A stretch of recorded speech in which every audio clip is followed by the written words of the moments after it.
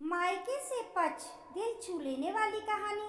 बहू रानी अपनी मम्मी को फोन करके बता देना कि हमारे परिवार में पहला बच्चा होने पर सारी ननदों को साड़ी के साथ साथ सोने का हार नहीं तो सोने की अंगूठी तो अवश्य आती है।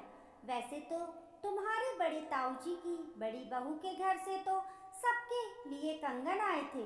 मंजली ताई ने कहा, अब ननंद एक होती तो मम्मी जी को कह भी देती, लेकिन ताऊ चाचा की मिलाकर 5 नंदने। मेरे परिवार में अकेले पापा कमाने वाले, अनेक खर्च, किसी तरह शादी की, भाई की इंजीनियरिंग चल रही है। मुझे पता होता कि बच्चा होने पर भी मायके वालों को ही नोचा जाएगा तो बच्चा ही ना पैदा करती। मैं मन ही मन बिलख पड़ी।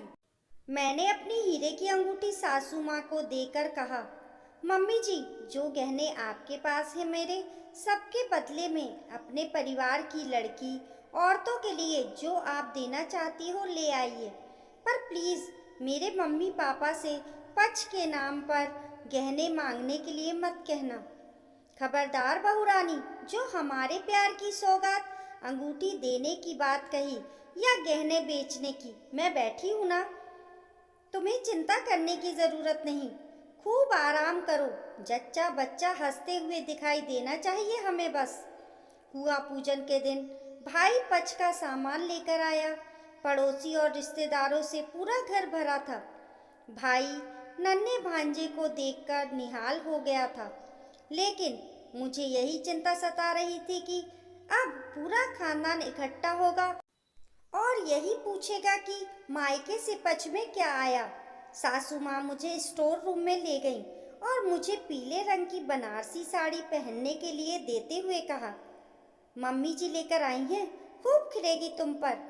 ये साड़ियाँ नंदों के लिए हैं। फिर उन्होंने दिखाने के लिए सामान रखना शुरू किया तो मेरी आँख ही चौंधिया गई।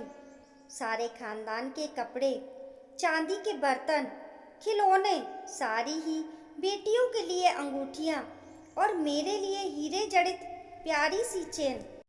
सासू माँ चहकती हुई सबको दिखा रही थी। उत्सव के बाद मैंने भाई से कहा, ये सब कैसे? बहन, मैं तो एक सूटकेस लाया हूँ बस, जो भी सामान है बस उसी में है। वह आंटी जी को दे दिया था। ना उन्होंने मुझसे पूछा कि क्या लाया है और ना मैंने बताया। तभी सासू माँ ने दुलारते हुए कहा, कुटुंब से लिया है तो देना ही पड़ता है। मैंने वह सामान भी इसके बीच में सजा दिया है। उन्होंने बहुत ही बढ़िया दिया है, लेकिन ये कुटुंब इतना बड़ा है कि कोई कितना देगा। मैं अपने हिसाब से खरीद लाई हूँ। और बहू, जितना ये घर मेरा है, परिवार है, उससे अधिक अब तुम्हारा है। तुम्हें जहाँ भी जो भी देना लेना करना हो तो इस मम्मी को इशारा भर कर देना।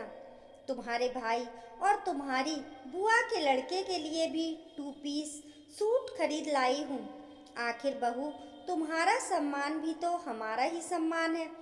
और कुछ करना है तो बता देना।